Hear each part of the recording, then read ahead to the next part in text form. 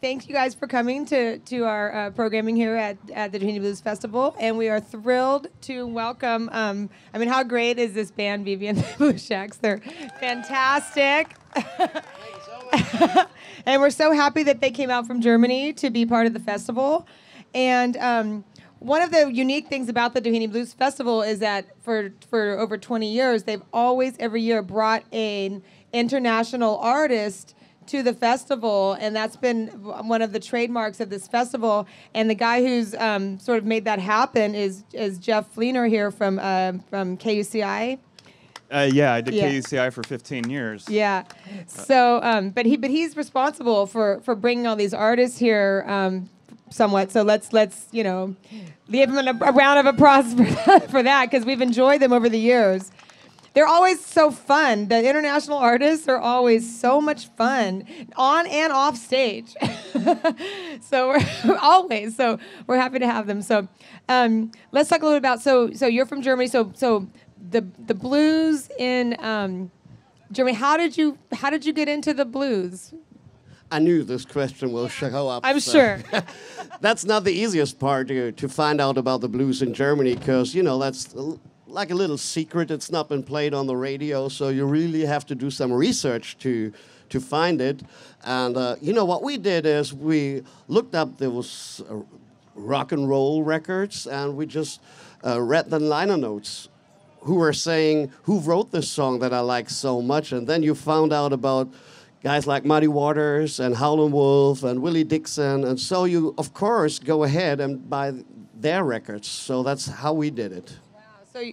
So you worked backwards. So you liked the rock and roll, and you worked backwards and did research and found out it was all blues-based, and then looked up those blues artists. Interesting. Yes. Absolutely right. I mean, no one, when you're like 15, 16 years old, tells you about T-Bone Walker.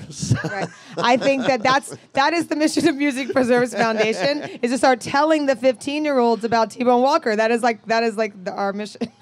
So thank you. I think that would have been nice if someone had just told you about T-Bone Walker. That would be cool, but it never happens unless we do it. Yeah. So how big is the blues in Germany? What's going on over there? It's just certain people that likes it. It's not a very big thing, and but you got a certain amount of people who likes to listen to it, who likes to buy those records. So it's like a small scene, and pretty much the same all over Europe. So, but there are pretty many people who like this kind of music, who go to the shows, and so that's fun to do. We can make a living out of it over there, and that's really nice. That's great. That there's enough of an audience that you can make a living. Do you travel all over Europe usually? Yes, we do. From the north of Norway down to Italy, and from France to Poland or Russia, we've been all over. Yes. And there's blues fans in all of the countries? There are even some countries you don't believe they have blues fans, but we went there, and unbelievable. Like, we played a couple of shows in Romania. Never expected to go there, and that was really fun playing down there. So we played like in the hometown of Dracula. They have a blues festival there. This place was called Ziggy Zoara. I hope that's right. And you can do funny things like there as well, besides the blues festival, buying teeth out on the street and, vampire teeth and stuff like that. So that's really funny. But they run blues festivals there, and that's cool. And do you feel that the blues fans, are they also just like learning about it through their own research? Like, it's not on the radio anywhere in Europe, right? Some do more and some do less. That's the way it is, like all over, I guess. Yeah. All right, so let's talk a little bit about the history of bringing blues to this festival. So, I'm asking Jeff a couple of questions. So Jeff, thank you so much for on the behalf of Doheny, the Doheny fans, for bringing people like Bibi and the Blues Shacks. In the last couple of years, you brought the most amazing people here. So where do you find them, and what do you feel like the scene in Europe is? Well, the international blues scene, it extends far beyond Europe. And we've had bands from Japan. We've had bands from Brazil. We've had all over Europe, of course, Canada. So it's a world music, really. It's everywhere. For me, I guess I have to go into a little bit of my history so you Sure. can understand where I'm coming from and why I do what I do. I got into the music industry in 1995, entering through working in a record store, which unfortunately we don't have anymore. I feel sorry for people who don't get that experience now, because basically all the opportunities I have that came into this industry happened through that. And that was coming to Doheny here in the early days. I worked for a record store called Virgin Megastore. Anybody remember Virgin at all? Yeah, we remember Virgin Megastore. I worked at the Triangle Square location in Costa Mesa, and we had a booth here, and I ran it. So if you bought a CD at the Virgin booth way back in the early day, I was the guy who was selling it to you. So that's how I came to know Rich Sherman, who puts on this event. And he used to walk over to the booth at the beginning of the event, and he would ask me, so who do you think you're going to sell the most of this weekend? And so I'd give him my input. And then at the end of the festival, he'd come walking over and, so what did you sell the most of? And How accurate were you? And then, yeah, exactly. And I was pretty spot on most of the time. There might be one surprise, but, I know the music. So I was pretty spot on. So I think from there, I started making recommendations. Well, why don't you book this? Why don't you book that? And it developed into, early on, there was a talent search contest that they used to do here. And I was on that panel. We sat around, listened to the music, judged the submissions. And that ran for a few years. But the problem is every year we seemed to get the same artists submitting. And every year we picked the best one, but that meant every year it got a little less good. And at one point we went, well, I don't know how much longer this can go on. Rich said, maybe we got to try something else. So incidentally, I started doing a radio show in 1996. And so that's kind of where my passion for music became. And it was a blues show, of course. And I was good friends with a harmonica player. Maybe you've all heard of him. His name's Linwood Slim. Any Linwood Slim fans out there? Slim was a good friend of mine, the late Linwood Slim. He passed away in 2014. Slim used to travel a lot over to Europe, and he didn't take a band with him. He had to use pickup bands when he went over there. And he discovered all these wonderful musicians. And so through Slim and his partner, Jerry Hall, a recording engineer who had a record label called Pacific Blues, they were sort of my conduit initially to get exposed to this music. So Slim, I have to give a lot of credit to Linwood Slim. He's the one who helped me discover a lot of these artists back in the 90s. And so Slim and Jerry started up a label called Pacific Blues. And Slim called me on the phone one day, and he goes, we're starting up the world's first internet blues label.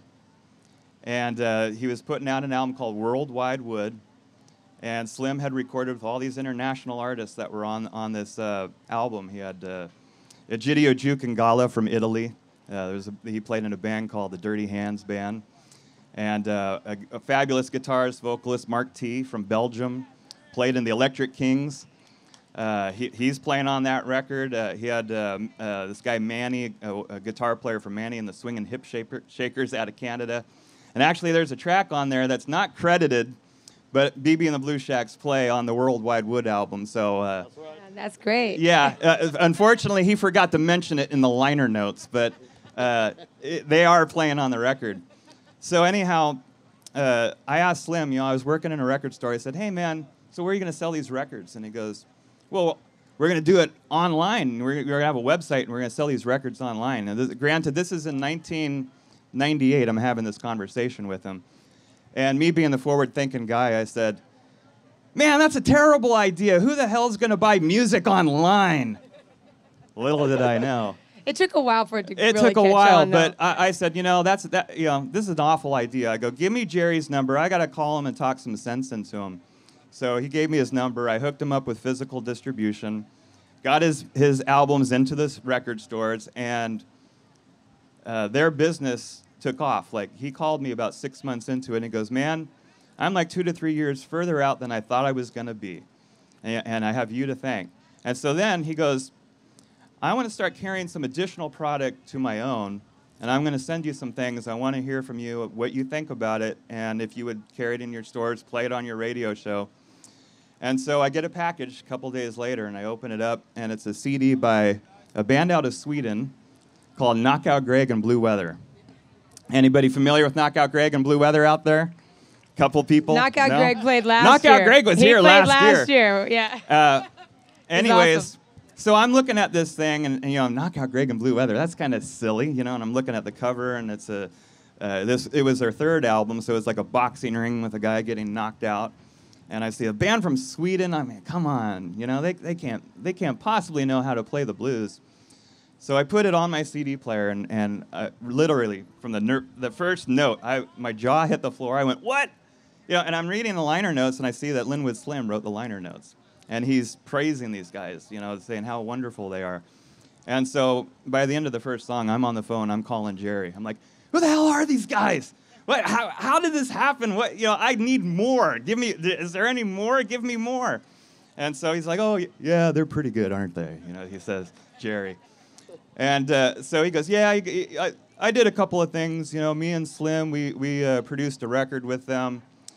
So let me call him up. I'll have him send you some more stuff. So he sent me for some more Knockout Greg. But the next thing he sent me, BB and the Blue Shacks. It was the next CD I heard. And him and Slim had worked with BB and the Blue Shacks as well and produced some albums. And so you want to talk a bit about your history with Slim, because that really ties us all together.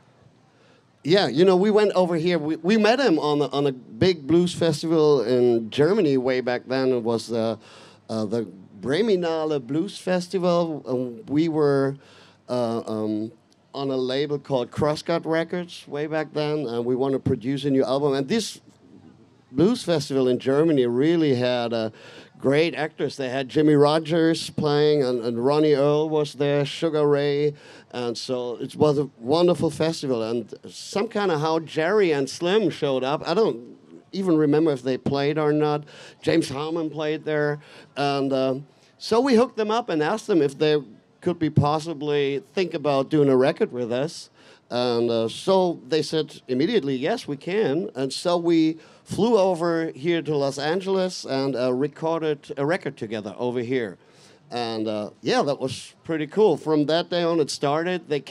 Slim came over to Europe. We invited Jerry over there to produce some records over in Germany. And Slim was there to play a lot, and we did some shows together and had fun together. So yeah, that's the story about that. So it was really cool. Yeah, Jerry, me and Jerry had a great relationship. I would call him almost every week, and we would discuss international blues. And I was, once I knew these guys were out there and Knockout Greg was out there, that set my mind free, and I went, well, what else is out there? There's got to be more out there. And so it just sent me to the task of searching, and it was, in doing radio for me, that was something that set me apart from all the other blues shows, because at that time, nobody else was, at least here in America, wasn't really playing international blues. They might stumble across one act here and there, but for me, it became an integral part of my show. And so I was constantly seeking out these bands.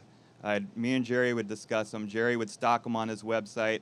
We'd funnel them into the distribution pipeline, get them into the record stores, and get people exposed to them here in America, which initially I have to say I came up against some resistance on my radio show with people who'd be like, hey man, why are you playing some guy from Norway on your show? You should be playing bands from, here.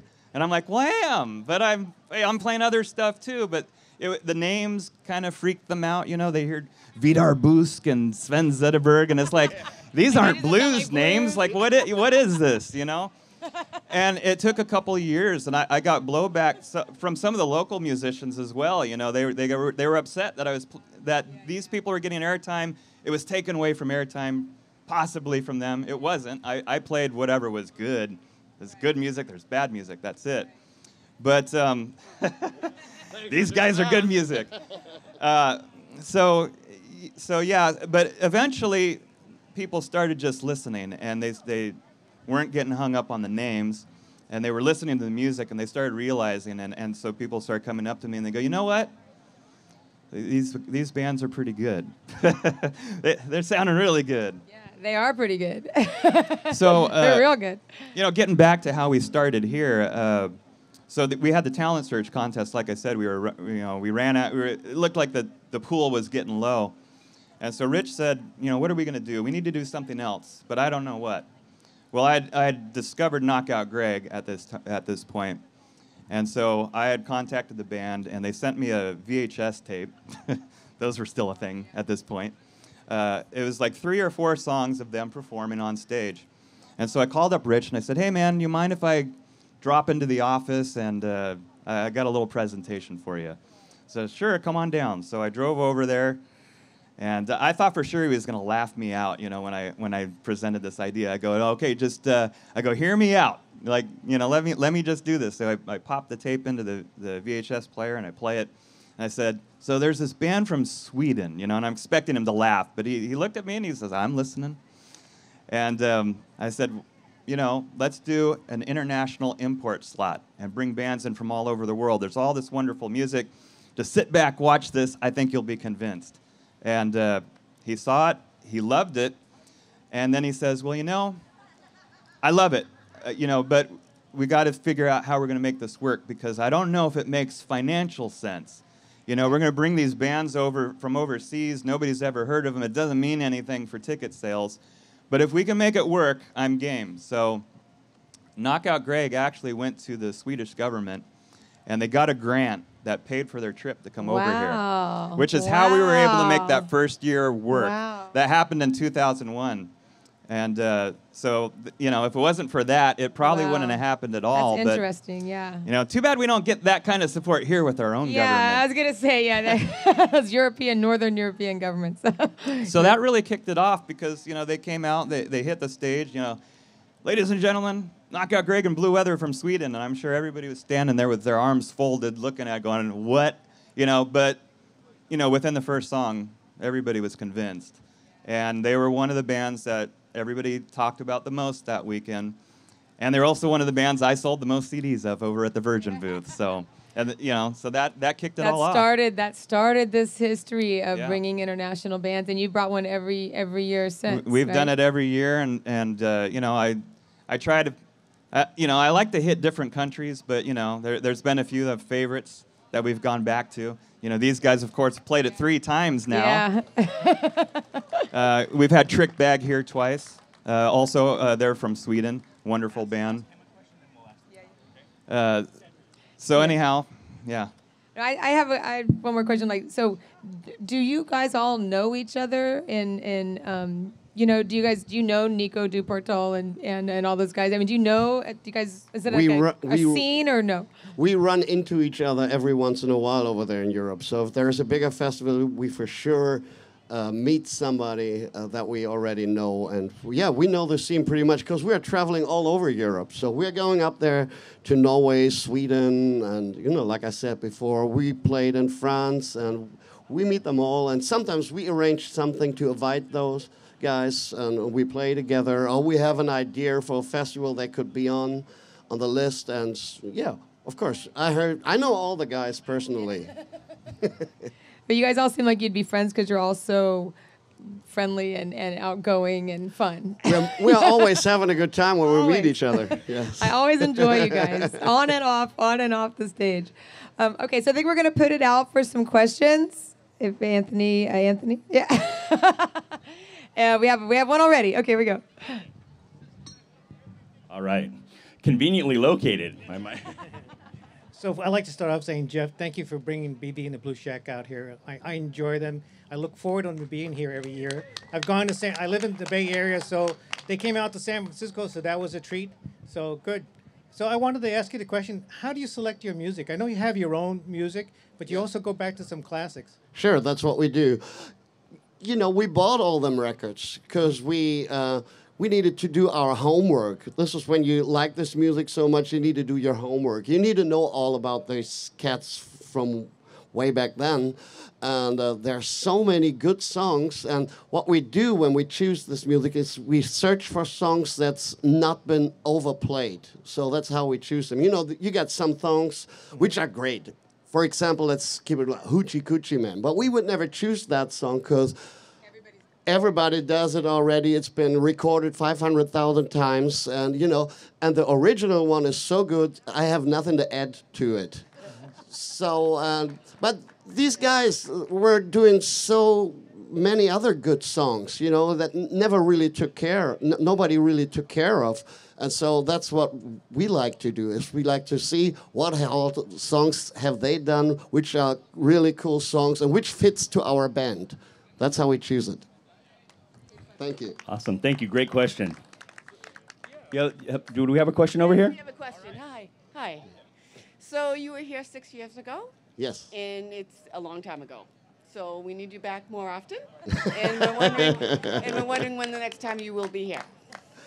We don't know yet. We haven't made any really plans. We work with Art Martell from Straight Up Blues Productions. Thank you so much, Art. We start talking about probably by the end of the day what are the next plans. So we're in touch all the time, and as soon as what we always need is kind of an anchor show. So to get this financial thing going on as well.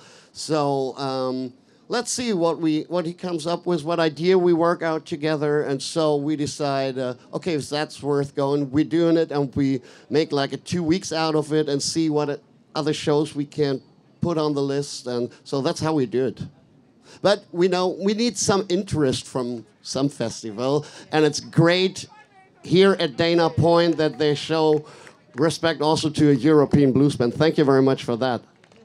That's great. That's great.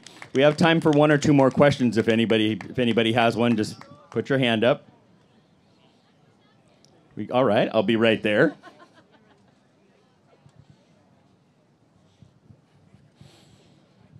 Like a pachinko ball going through here. All right. Hey, how you doing? All right. So, Michael, we all love you. We all love all of you. Such a great vocalist and harmonica player. Thank you so much. Who would you feel that you would be your biggest influencer in harmonica playing? That's a hard question. Because, I love all them cats. And, we got two ways of thinking it. On first part, you have all these old guys that created this kind of music and created this kind of harmonica players. You have Sonny Terry, Sonny Boy Williams, and Little Walter, George Harmonica Smith, and listen to all of them. It's pretty hard to pick one of those guys. And then, of course, all these guys who are playing right now, they're so great. And I'm a big fan of William Clark, for example. I loved him so much, and all the guys you have around here. You have Rod Piazza, you got Kim Wilson, and you got all those guys. They're so great. Rick Estrin, and great musicians. And, of course, I learned a lot from them as well just by listening to the records. And that means a lot to me. So you got these two kind of spots. You got the old guys, you got the new guys. I love them both.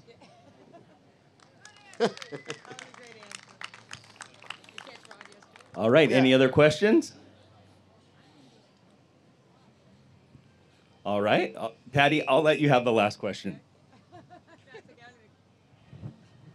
All right. Well, I just want to thank you both again for taking this time here to spend with us at the Doheny Blues Festival. It is a really special part of the festival, these international bands that come, and we love having you here. Thank you we so would much. love to have several of you guys come back every year. The fans love it, and I think it's interesting to hear what's going on other places and other countries as far as the blues. I find it interesting to just see what's going on over there, and I love it. I tell you, that's pretty much like Jeff told you before. It's blues became, to me, kind of an really worldwide music. It's been played all over. I was at the Chicago Blues Festival last year, and there was a damn good piano player, female piano player from Japan. She was so good. Yeah, Lee, she's unbelievable. She plays this Otis band kind of stuff. That's so great. It's wonderful. And it became a worldwide music, so Be aware of that. Yeah, it's great. It's great. It originated here, in the U.S., but it's amazing how it's spread, and it's influenced so many other genres and everything. So. And I tell you, for us, that means really a lot if we come over here, if we are able to come over here and play this kind of music in the country where it was born, and to get respected like all you guys did today. That really means a lot to us because that's so special for us. Thank you very much. Well, we certainly appreciate you coming, and we appreciate Jeff for making this happen here at Doheny for so many years. So, Michael, Jeff, thank you guys both. Thank you very much. Have a nice day at the festival.